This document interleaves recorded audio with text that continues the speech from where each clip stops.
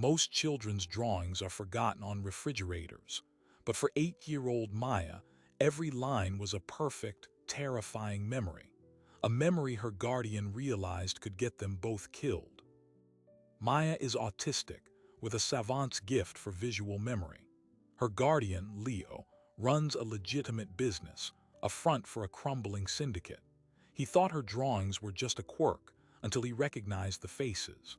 A rival family had been watching their every move for months, but why would they send their best operatives to surveil a man they believed was already defeated? Leo became Maya's guardian 2 years ago, after a deal gone wrong claimed her parents, his most trusted associates. Her diagnosis was just a word on paper to him then.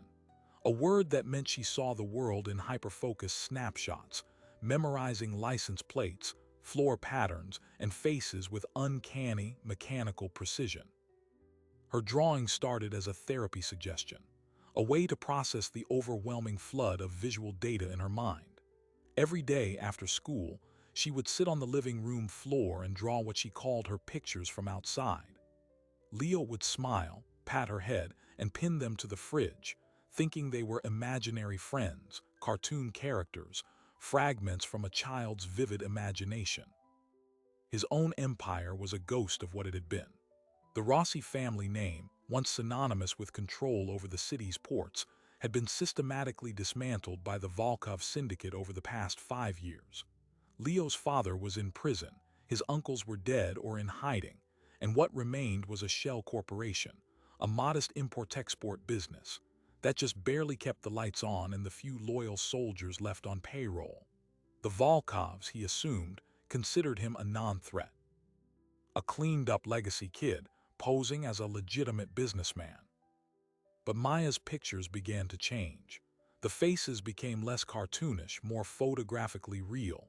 She started including details a child wouldn't invent, a distinct scar through an eyebrow, the exact pattern of a neck tattoo, the brand of a watch, the model of a car seen through a window. She dated each one. September 12th, September 13th, September 14th. Realization didn't strike like lightning. It dawned with a slow, creeping horror. Leo was reviewing security footage from his warehouse, a mundane check when he saw him. A man in a gray jacket loitering across the street. He froze the frame. The face was angular with a scar above the right eye. His blood went cold. He ran to the fridge, shuffling through the stack of drawings. There it was. September 12th. The same man, the same scar, rendered in crayon with terrifying accuracy. It wasn't imagination. It was a transcript. He spent that night cross-referencing every face from the past 2 weeks of drawings. He had files, old intelligence dossiers from his father's time, and one by one they matched. Victor the tailor Orlov, the Volkov's top surveillance expert, Ivan Petrov, a logistics coordinator, Dmitry Sokolov, a known enforcer. These weren't low-level lookouts. This was the Volkov's A-team. They had been outside his home, his office, Maya's school, every single day, logging routines, vulnerabilities, habits. But the question was why? The war was over. The Rossis had lost. Sending this caliber of operative was overkill for monitoring a defeated rival. It was the protocol you used before a major decisive strike, before an eradication. Confronting Maya directly was delicate. Her world was literal, factual. Questions had to be precise. "Maya," he asked, kneeling beside her as she focused on a new drawing, "these people outside, do they talk to each other?" She didn't look up, her hand moving with steady certainty. "The man with the silver car talks into his wrist. The lady with the red bag takes pictures with her phone. They look at their watches a lot." Her voice was flat, observational. She was merely reporting data. "And the cars," Leo pressed gently, "do you remember the numbers on their plates?" She paused, put down her green crayon, and looked at the ceiling, accessing the file.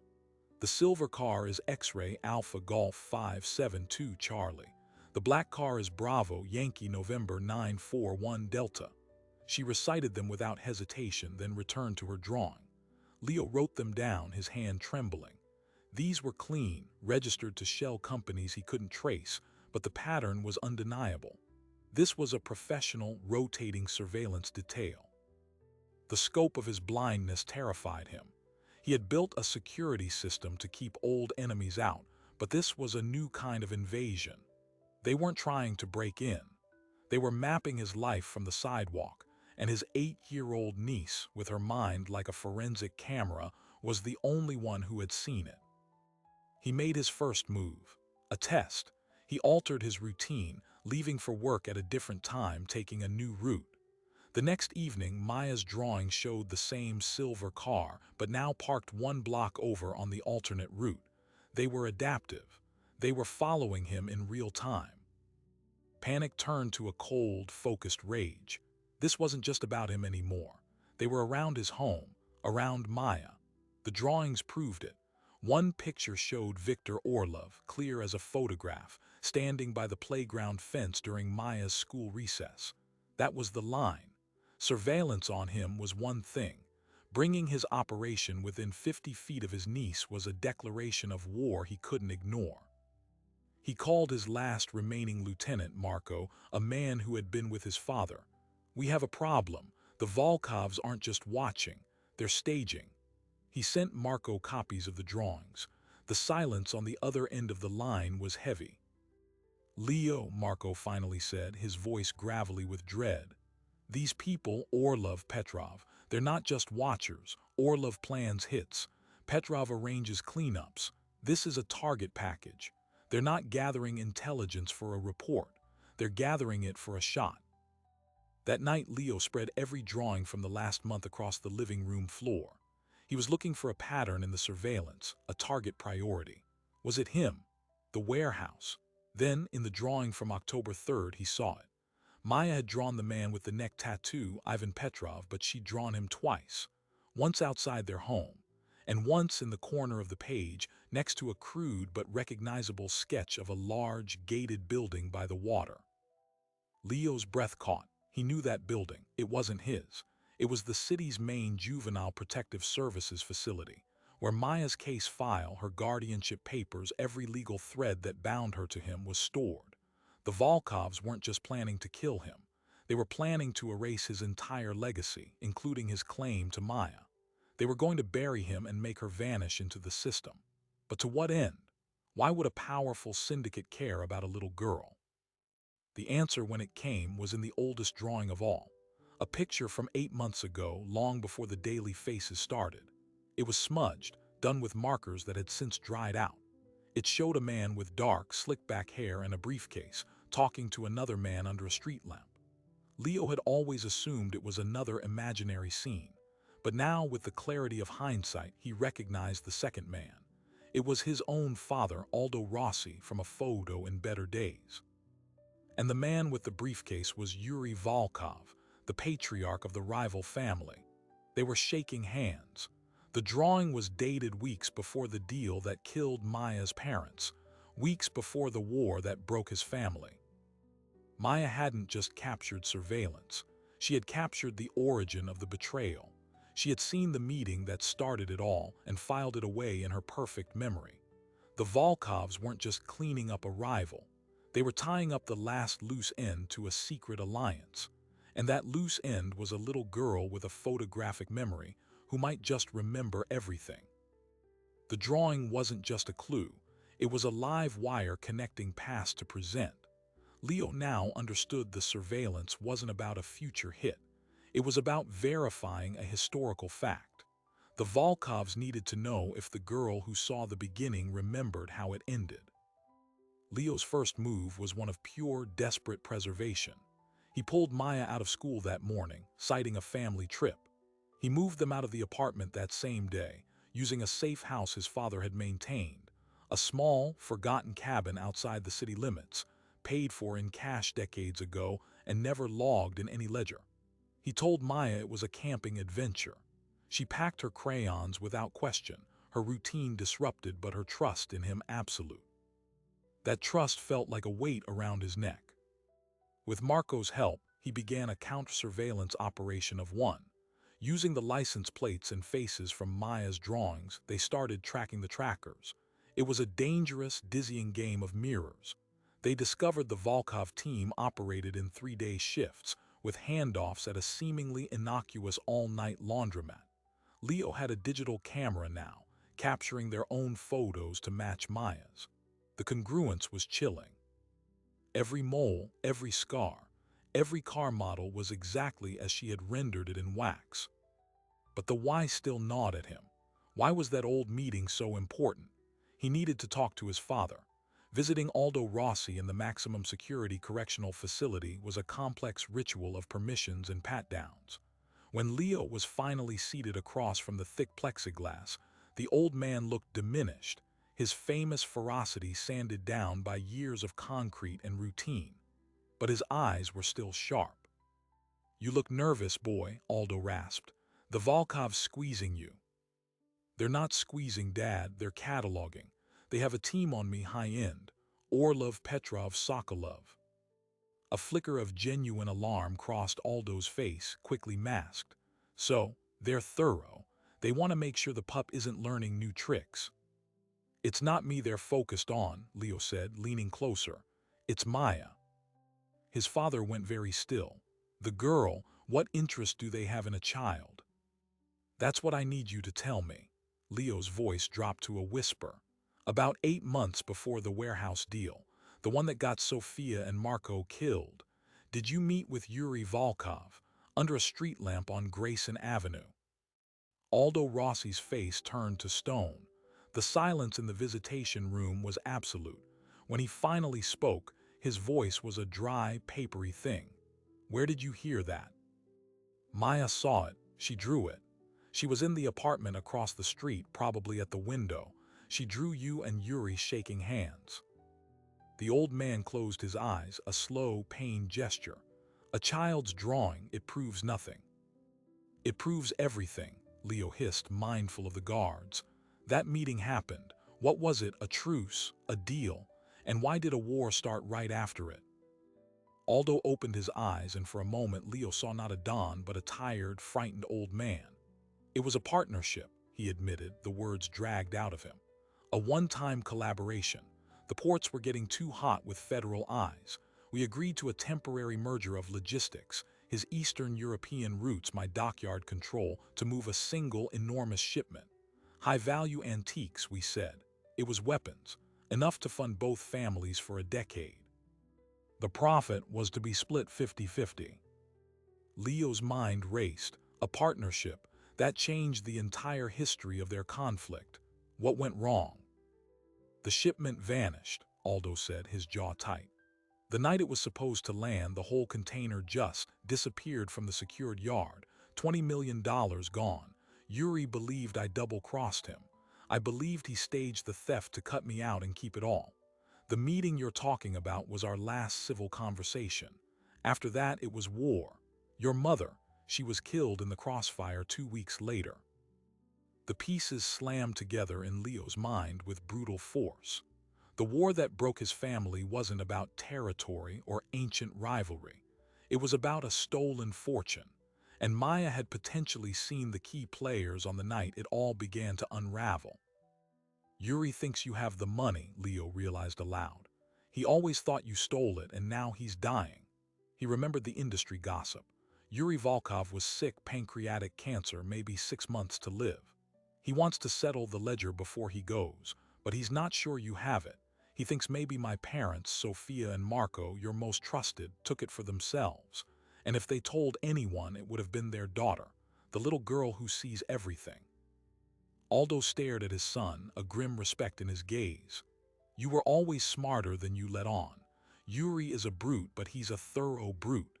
If he suspects the girl has a memory of that night, of anything her parents might have said, he won't just kill her, he'll take her. He'll have experts try to pull the memory out of her, one way or another." The horror of that statement, the implication of interrogation methods used on a child, sent a bolt of pure terror through Leo.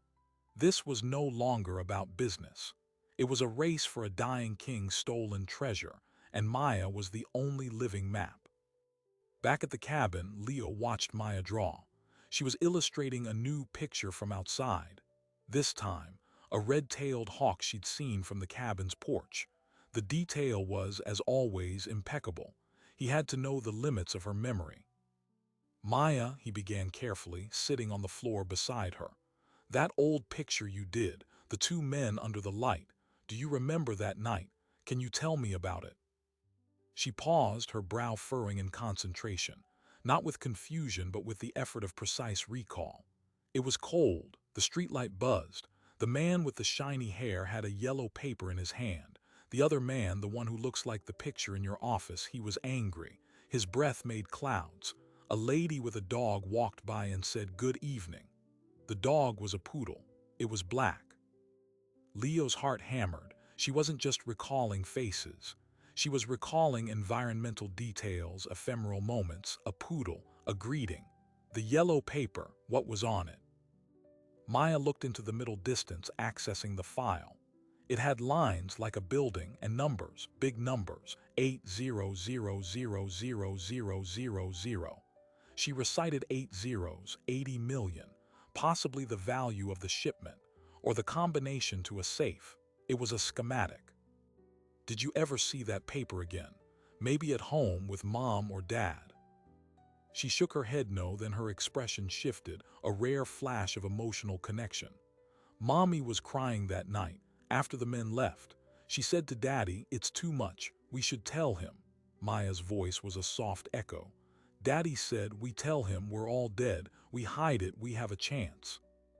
Leo froze. His sister and her husband had known something. They had chosen to hide it, and they had died for that secret. They had, in a terrible way, stolen the fortune to protect themselves, or perhaps to use as leverage, and it had gotten them killed. And they had, somehow, hidden the secret where they thought only one person could ever find it, inside the perfect, untouchable memory of their autistic daughter. The next revelation came from Marco, who had been digging through the charred remains of Sophia and Marco's old apartment, a place long ago written off. He called, his voice crackling with static and excitement. "Leo, you need to see this. I found a safety deposit box key. It was in a sealed envelope behind a loose bathroom tile, addressed to you. It's dated the week before they died." Leo drove back into the city, a calculated risk.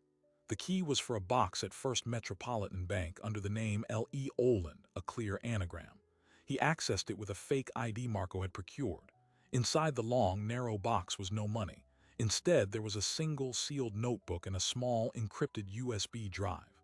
The notebook's first page was in his sister's handwriting. "Leo, if you're reading this, we're gone. And the Volkovs are lying. We didn't steal from Dad. We saved him from himself. The partnership was a trap. Yuri never intended to split anything. The details are on the drive. The password is Maya's birthday backwards. We love you. Keep her safe." The USB contained scanned documents, audio files, and photographs. It laid out Yuri Volkov's original plan, to use the joint shipment as a decoy, filled with traceable, illegal weaponry, while his own clean shipment moved elsewhere. When the authorities inevitably tracked the joint shipment to Rossi docks, Aldo would take the fall, and the Volkovs would seize all Rossi assets in the chaos. Sophia and Marco had discovered the double-cross. They hadn't stolen the weapons for profit. They had diverted the entire shipment, hiding it to prevent the setup and to gain leverage against Yuri. They were waiting for the right moment to expose him. They never got the chance. The final audio file was the clincher, a grainy, secret recording of Yuri Volkov speaking to his own son, Mikkel. The Rossi girl, the one who sees everything, she's the only loose end. Her parents were too careful to write anything down, but a child's mind, it's a living recording. Find out what she remembers. If she can lead us to the shipment, bring her. If not, her memory dies with the rest of them. Leo sat in the bank's private room, the weight of the truth crushing him. His father's war was based on a lie. His sister's death was an act of preventative heroism. And Maya was the unwitting vault for the location of a hidden arsenal that could put a dying king back on his throne. The Volkovs weren't just surveilling. They were in the final stages of a forensic excavation, and time was up. He returned to the cabin after dark, the notebook and USB drive burning a hole in his jacket pocket. As he pulled up the gravel drive, he saw the front door was slightly ajar. No light came from inside. Every instinct screamed. He drew his gun, approaching in silence. The living room was a wreck. Crayons were scattered everywhere, papers torn, but there was no sign of Maya. On the floor in the center of the room was a single, fresh drawing. It was of a man with a gaunt, skeletal face and intense eyes, Yuri Volkov, drawn from a recent photo Leo had shown her for identification. And in the drawing, Yuri was holding a small, stuffed rabbit, Maya's rabbit, the one she slept with every night. They hadn't taken her yet. This was a message, a proof of reach. They had been inside her sanctuary, handled her most precious belonging, and left a calling card. They were telling him they could take her whenever they wanted. The next move, the final move, was his. He had to go from being the hunted to the hunter. He had to use the one weapon the Volkovs were so desperate to find, the map inside Maya's mind. But to do that, he would have to ask her to relive the worst night of her life and lead him straight into the heart of the enemy's last mystery. The rabbit was a declaration. They knew his safe house. They knew her attachment object. Leo's only move was to turn his niece's mind into a weapon, but to do that, he had to become the interrogator he feared. He didn't sleep. He secured a new location, a vacant industrial loft owned by a shell company so nested even he had forgotten about it. He brought Maya there, her small hand clutching his, her silence more alarming than tears. He set up her crayons and paper in a corner, a semblance of normalcy. Then, with Marco guarding the door, he began the excavation. "Maya, I need your help," he said, his voice deliberately calm. He showed her the old drawing of the two men under the streetlight. "We need to find where Mommy and Daddy put the thing those men were looking for. Can you try to remember everything from that whole week? Not just the picture, everything." For an hour she just drew, not the past but the present, the exposed brick of the loft, the pattern of the floorboards. It was a stalling technique her therapist had called grounding. Then, without prompting, she spoke. "The week of the buzzy light, Daddy brought home big rolls of paper, like for wrapping presents, but brown. He was excited. He said, 'We're going on a treasure hunt, Mouse.' That's what he called me, Mouse. Treasure hunt, a child's game to mask a deadly operation. Did you go on the hunt?" She nodded, her eyes distant. "We drove for a long time. I got to have 2 juice boxes. We went to the place with the big metal birds that don't move." Leo and Marco exchanged a glance. "An airfield," Marco muttered. "A private hangar." Maya continued, accessing the memory like reading a book. The treasure was in a big silver box with wheels. It smelled like oil and new shoes. Daddy and Mommy argued. Mommy said, "Not here, it's too close." Then we drove again. We went to the place that hums. "The place that hums," Leo pressed. "It hums all the time, a low sound, and there are big round towers with clouds coming out." Marco snapped his fingers. "The old thermal power plant on the industrial estuary. It's been decommissioned for years, but the grid transformers are still active. It hums for miles." It fit, isolated, abandoned, but with a power signature that would mask any electronic emissions from the container. It was a genius hiding spot, but which part of the massive, decaying complex? "Maya, think about the silver box. Where did it go in the humming place?" She closed her eyes, her small face a mask of intense concentration. "We went inside where it was dark and wet. There were pictures of fish on the walls, rusty fish. We went downstairs, metal stairs that rang. Daddy had a flashlight. The treasure box went into a wall, but not a wall, a big, round hole in the wall with water behind it." "A discharge pipe," Leo said, the image forming. The old plant would have massive water intake and outflow pipes for cooling. They had hidden the shipping container asterisk inside asterisk, a subterranean outflow pipe, accessible only at low tide. It was a temporary hide, a way to shield it from thermal scans and casual discovery. He had a location. It was the first real lead. But the Volkovs had the same drawings, the same faces. They would be triangulating too. They had to move now. They planned the approach for pre-dawn during the lowest tide. Marco gathered 2 remaining loyal soldiers. The plan was simple. Verify the container was there, document its contents with the evidence from the USB drive, and then use that leverage to call off the hunt for Maya. They would offer Yuri Volkov the location of his missing weapons in exchange for a permanent ceasefire and a signed confession exonerating Aldo Rossi. It was a long shot, but it was the only play. But as they prepared, Marco's phone buzzed with a message from an unknown number. It was a single sentence. "The girl remembers the combination. Bring her to the pipe. We'll be waiting." They had been played. The break-in at the cabin, the stolen rabbit, it wasn't just a message. It was a psychological operation. They wanted Leo to panic, to force Maya's memory to lead them to the prize. They had likely had the loft under surveillance from the moment they arrived. Leo's paranoia, once a tool, was now a leash. Worse, the message implied a traitor. Only 3 people knew about the pipe: Leo, Marco, and the 2 soldiers in the room. The calculation of trust was now a deadly equation. Leo pulled Marco aside. "We have to assume they're listening. We change the plan. We don't go at low tide. We go now at high tide. The pipe will be flooded. It's more dangerous, but they won't expect it."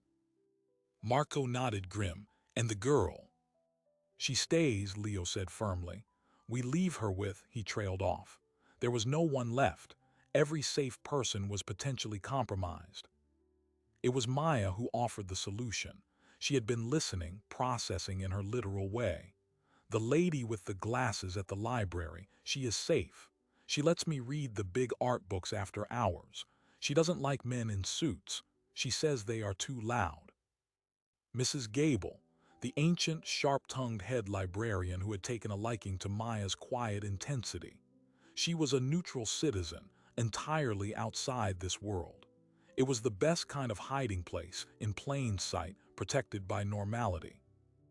They dropped Maya at the central library 20 minutes before closing, with a backpack and a story about a family emergency. Mrs. Gable raised an eyebrow but nodded, putting a protective arm around Maya's shoulders.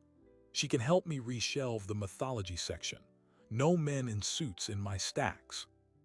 With Maya as safe as she could be, Leo, Marco, and the 2 soldiers, Rico and Ben, headed for the power plant.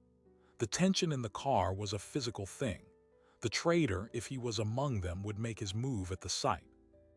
The plant was a cathedral of decay, silhouetted against the night sky. The hum was audible, a subsonic vibration in the chest. They approached from the riverside, using inflatable kayaks to navigate the flooded lower levels. The water was black and cold. As they paddled into the vast intake chamber, their headlamps cut through the gloom, illuminating the gargantuan machinery. And there it was. Partially submerged in a secondary outflow pipe was the corner of a standard shipping container, its silver paint stained with rust. It was real, the lost shipment. But so were the Volkovs. As they beached their kayaks on a concrete ledge, figures emerged from the shadows. Not just the surveillance team, but at least a dozen armed men. At their center was not the dying Yuri, but his son and heir, Mikhail Volkov. He was young, sleek, and held a terrifying calm. "Leo Rossi," Mikhail called out, his voice echoing. "You brought the combination." Leo stood his ground, water dripping from his clothes. "Where, Yuri? This deal is with him." "My father is indisposed. I handle the family's affairs now, and my first order of business is cleaning up this old mess. The girls' drawings were very helpful, but we need the final number, the one on the yellow paper." So they didn't have it. Maya's memory of the schematics numbers was the final key. Leo had it, the 8 zeros she'd recited, but giving it up was their only leverage. Before he could speak, a shot rang out. Not from the Volkov side, but from behind Leo. Rico, one of his own soldiers, fell forward into the dark water. Ben, the other soldier, stood with his gun now trained on Marco. "Sorry, boss," Ben said, his voice shaky. "They have my sister." The betrayal was sudden, absolute. Marco moved instinctively, shoving Leo sideways as Ben fired again. The shot went wide, sparking off the metal behind them. In the chaos, Leo returned fire, hitting Ben in the shoulder. The man screamed and dropped his weapon. But the advantage was lost. Mikkel's men advanced. Leo and Marco were pinned behind a rusted turbine, outgunned and outmanned. "The combination, Rossi," Mikkel shouted. "Or my men will visit the library. I'm sure Mrs. Gable is lovely, but she's no protection." They knew where Maya was. The realization was a sucker punch. They had been tracking them the entire time, hurting them, using their every move to tighten the noose. Leo had led them right to her. From his pocket, Leo's phone vibrated. A text from Maya's emergency watch. It read, "The picture man is here. He has a flower for Mrs. Gable. The flower is wrong." It was a code they'd devised. Picture man was Victor Orlov, the surveillance expert. Flower meant a weapon. Orlov was at the library, posing as a benign visitor, ready to take Maya. Their window had just slammed shut. Leo looked at Marco, seeing the same grim calculation in his eyes. They were out of time, out of moves. The container was 10 feet away, submerged in millions of dollars of secrets. The Volkovs were surrounding them, and the only person that mattered was in the crosshairs of a man with a wrong flower. He had one last, desperate play. He had to give Mikkel what he wanted, but not in the way he expected. He had to turn the treasure into a trap. "The combination is 8000000," Leo yelled, rising with his hands in the air. "But the container is rigged. My sister was paranoid. Open it without disarming the charge and you vaporize everything inside, including this whole chamber." It was a bluff. He had no idea if it was true, but the hesitation in Mikkel's face was all he needed. "Prove it," Mikkel demanded. "Let my man Marco go to the library and bring my niece to safety," Leo countered. "Once she's secure with me, I'll show you the disarm sequence. You get your weapons, I get the girl. That's the deal." Mikkel Volkov smiled, a thin, cruel line. "You're not in a position to deal, Rossi, but I'm a businessman. Marco can go, but you—" He pointed his gun directly at Leo's head. "You stay. And you pray your sister's paranoia is the only thing that's real here tonight." The bluff was a coin toss in the dark. Mikkel's finger tightened on the trigger, his skepticism a tangible force in the damp air. But before the coin could land, a new voice cut through the hum of the power plant, a voice like gravel wrapped in silk. "Lower your weapon, Misha. You are not a murderer, not yet." From a shadowed access stairway, Yuri Volkov emerged, leaning heavily on a polished cane. He was a specter of his former self, gaunt and pale, but his eyes burned with undimmed authority. The armed men parted for him, a show of respect that instantly undermined his son's command. "Father," Mikkel said, his voice tight with a mixture of surprise and resentment, "you should not be here." "Where else would I be?" Yuri rasped, stopping a few feet from Leo. He looked at the half-submerged container with a strange, almost wistful expression.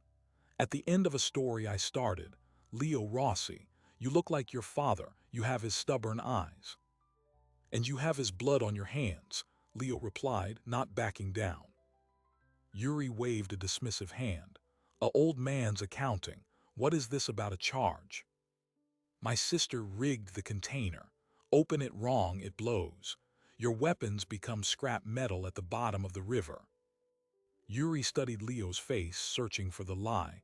Then he did something unexpected. He chuckled, a dry, rattling sound.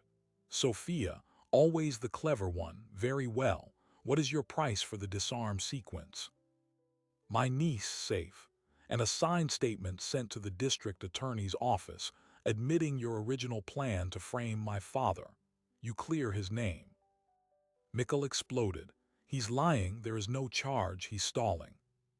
But Yuri ignored him, his gaze locked on Leo. "The girl is a witness. Her memory is evidence. I cannot allow that. She's a child. She doesn't understand what she saw, but I do. And I have the digital evidence my sister collected. Give me what I want and the evidence disappears. The past stays buried. You get your property and die in peace. I get my family's name back and raise my niece in peace. It was a brutal, pragmatic deal, the kind both men understood. Yuri was silent for a long moment, weighing his legacy against his vengeance. The hum of the plant seemed to grow louder. Meanwhile, at the library, Marco found chaos. The building was closed, but a side door was propped open. Inside, in the silent, towering rows of the mythology section, Victor Orlov had Mrs. Gable backed against a bookshelf, a pistol fitted with a silencer pointed at her chest. Maya stood frozen nearby, clutching her backpack. "The girl comes with me," Orlov said calmly. "No one needs to get hurt, old woman." "Over my dusty carcass," Mrs. Gable spat, her fear overridden by sheer indignation. Marco didn't announce himself.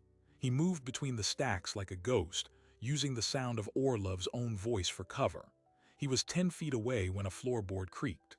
Orlov spun, but Marco was already diving, tackling him away from the women. The silence gun went off with a soft asterisk "FUT," embedding a bullet in a copy of Bulfinch's mythology. The fight was short, brutal, and quiet. Marco was stronger, but Orlov was a technician of violence. They rolled between the stacks, knocking over carts of books. Marco gained the upper hand, pinning Orlov and dislocating his shoulder with a sharp twist. The man screamed, the sound swallowed by the cavernous room. "The plant," Marco growled, pressing his knee into Orlov's throat. "How many men?" Orlov, gasping, revealed the truth through his pain. "Just the son's team. 12. The old man, he came alone. He didn't tell Mikhail." Back at the plant, Yuri Volkov gave a slow, definitive nod. "I accept your terms." Mikhail stared at his father in disbelief. "You're giving in to this?" "I am ending a war that has cost enough," Yuri said, his voice final. He pulled a pen and a small notepad from his pocket, scribbling quickly. "This is the address of my lawyer. He has a sealed envelope to be opened upon my death. It contains my confession to the original frame-up of Aldo Rossi. I will call him now and instruct him to deliver it to the DA immediately as a show of good faith." He made the call, speaking briefly in Russian. When he hung up, he looked at Leo, the girl. Leo texted Marco a single code word, "Clear." He received an immediate reply, "Secure, library." He looked back at Yuri. "She's safe, now the container." But as Leo stepped toward the water, intending to fake a disarm procedure, Yuri raised his cane. "No, I will open it. If it blows, it blows. I have weeks to live. You have a girl to raise." Yuri gestured to 2 of his men. "Help me." With surprising strength for a dying man, he waded into the cold, thigh-deep water, leaning on his subordinates. He reached the container door, its padlock gleaming. He produced a key from his pocket, not a combination lock. The padlock clicked open. There was no explosive charge. Sophia's rig was a fiction. Yuri heaved the heavy door open. Inside, stacked in crates, were the weapons. But on top of one crate was a single, smaller lockbox. Yuri lifted it out, water dripping, and brought it back to the ledge. He ignored the fortune in arms and focused on the box. He entered a combination, the 8 zeros, and opened it. Inside were not jewels or bonds. It was a sheaf of documents and several vials of a pale, cloudy liquid. Yuri's face, for the first time, showed genuine shock. This is not the shipment." Leo moved closer. "What is it?" "The original deal was for military-grade rifles," Yuri whispered, his hands trembling as he read the top document. This is a biological agent, weaponized brucellosis, contagious, untraceable, meant for livestock but with a high mutation risk to humans." He looked up, his eyes wide with horrified understanding. "This is what your sister and her husband truly found. This is what they hid, not from me, from everyone." The final, terrible truth unveiled itself. Sophia and Marco hadn't discovered a double-cross about money. They had discovered their father, Aldo, and Yuri were unknowingly brokering a deal for a bioweapon from a rogue Eastern European lab. When they realized the cataclysmic potential, They diverted the entire shipment to bury it. They stole it to prevent an atrocity. Their secret wasn't about leverage. It was about containment. My father didn't know, Leo said, the words tasting like ash. No, Yuri agreed, his voice full of a weary, devastating regret. We were both fools, pawns in a much darker game, and our war, our stupid, prideful war, was over a shadow. He looked at the vials. This cannot exist. None of it can. He turned to his men. Douse the container in fuel from the generators. Burn it all. Every crate, every scrap. Mikkel finally broke. Are you insane? That's $20 million. It is a curse, Yuri roared, a resurgence of his old power. We burn it, or I will have you shot where you stand. The order was carried out. Gasoline was splashed over the weapons and the interior of the container. Yuri himself took a road flare from one of his men, struck it, and tossed it inside. A whoomp of flame erupted, painting the cavern in orange and black. The heat was intense. As the fire roared, consuming the deadly cargo, Yuri Volkov sagged against the wall, the last of his energy spent. He looked at Leo. The confession stands. Your father is innocent of theft. I am guilty of much. Tell the girl, tell her to draw better things. He closed his eyes. The struggle was over. Mikkel, seeing his inheritance literally going up in smoke, made a final, foolish move. He raised his gun not at Leo but at his own father. You sentimental old fool. But before he could pull the trigger, a shot echoed from the access tunnel. Mikkel cried out, dropping his weapon, clutching a wounded arm. Marco stood there, smoke curling from his gun, with Maya's hand held tightly in his own. They had arrived just in time. The police are on their way, Marco announced, his voice cutting through the crackle of the fire. Anonymous tip about industrial fire and illegal weapons discharge. The Volkov men, now leaderless with Yuri fatting and Mikkel wounded, scattered into the dark tunnels, preferring escape to capture. In the days that followed, the fallout was complex but definitive. The fire at the old power plant was ruled an accident due to faulty transformers. The district attorney received an anonymous, verified confession that led to the reopening of several old cases, ultimately exonerating Aldo Rossi on the major charges that had kept him incarcerated. He would still serve time for lesser offenses, but his legacy was no longer that of a thief. Mikkel Volkov was arrested attempting to flee the country, charged with a litany of old crimes based on evidence from his father's confession and Sofia's files. The Volkov syndicate, without its patriarch and with its heir in custody, fractured and collapsed under internal strife and external pressure. Leo was visited by federal agents who had questions about the bioweapon intelligence that had mysteriously appeared on a secure server. He admitted nothing, but shared his sister's files anonymously. The rogue lab was later shuttered in an international operation. The final surprise came 2 weeks later during the cleanup. An engineer surveying the structurally compromised plant found something strange. In the chamber where the container had burned, a primary support beam had been critically weakened by heat and age. It should have collapsed during the fire, potentially trapping or killing everyone inside. It hadn't. Upon closer inspection, they found temporary shoring, jacks and beams, that had been placed there recently, almost invisible in the gloom. No one had placed them during the confrontation. Leo investigated, checking security footage he'd hidden before their approach. The footage showed nothing. Puzzled, he mentioned it to Maya. She was drawing at the kitchen table of their new, secure apartment. I told the man with the tools, she said without looking up. What man, Maya? The man in the yellow helmet when we were in the boat. He was up in the ceiling fixing things. I saw his tools. I drew him. She slid a drawing from her pile. It was a perfect sketch of a construction worker in a yellow hard hat, wedged in the plant's superstructure, dated the day before their raid. At the bottom, she had written in her careful print, "Beam is cracked." Leo realized that Maya, during their initial scouting trip, had not only memorized the faces of enemies, but also the face of a city worker doing unrelated maintenance.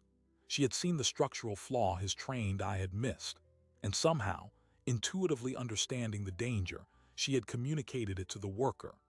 The man must have returned to make the repair, placing the shoring that saved all their lives. Her memory hadn't just been a record of threat, it had been an instrument of salvation. 6 months later, Leo sat in a visiting room across from his father. Aldo Rossi, though still imprisoned, looked more at peace. The Volkov Empire is ashes. You did that. Maya did that, Leo corrected softly. I just learned how to listen. At home, Maya's drawings still covered the fridge, but now they were different. There were pictures of Mrs. Gable at the library, of Marco learning to bake cookies, of the skyline from their new apartment. They were still perfectly detailed, still born of a photographic memory, but they were no longer a surveillance log. They were a diary of a quiet, safe life. The last loose end had been tied, not with a bullet but with a crayon. Leo knew other threats would emerge. His world would always have shadows, but he also knew he possessed an early warning system more precise than any camera. A system that saw not just danger, but also the man in the yellow helmet fixing a beam. A system that remembered everything, but was now learning, for the first time, what it meant to forget fear and simply see. In the end, this story is more than a thriller about crime and memory. It's a testament to a different way of seeing the world. Maya's mind, a condition some would call a disability, became the ultimate forensic tool. It saw patterns where others saw chaos, remembered details others dismissed as noise. This isn't pure fiction. It's grounded in the very real, documented phenomenon of savant syndrome, where individuals with autism or other cognitive differences display islands of staggering ability, often in memory, art, or calculation. Think of Stephen Wiltshire, the architectural artist who can draw an entire city skyline from memory after a single helicopter ride. Or Temple Grandin, who revolutionized animal science by thinking in pictures, visualizing problems others could only describe in words. These are not superpowers in the comic book sense. They are profound demonstrations of a brain wired for extreme, specific fidelity. What Leo discovered through terror and necessity was that a mind like Maya's doesn't just record data, it interprets the world through a lens of hyperliteral precision. A man isn't just a man. He is a collection of specific, immutable data points. The scar, the watch, the car, the time. In a world built on deception, such literal truth is the most dangerous and the most valuable thing imaginable. The story asks a lingering question. How many potential maps are walking among us unseen? How many quiet observers, dismissed because their perception doesn't match our own, are holding perfect records of moments we've all forgotten? We live in an age of cameras on every corner, yet the most reliable recorder is, and may always be, the human mind in all its varied, extraordinary configurations. Leo's journey from crime boss to guardian was mirrored by Maya's journey from an unwitting archive to a person learning to use her gift for creation, not just cataloging. The weapon became a tool. The surveillance log became a diary. That is perhaps the truest resolution any of us can hope for, not the absence of danger, but the redemption of our unique capacities towards building, rather than destroying. Thank you for following this story of a forgotten syndicate, a dying king's treasure, and the little girl whose memory rewrote history. If you found this exploration of neurodivergence and narrative compelling, let me know in the comments where you're watching from. Your perspective adds to this collective story. If you want a journey into more tales where hidden strengths reshape destinies, make sure to like, subscribe, and share this video. Your support is what allows these stories to be told. Until next time.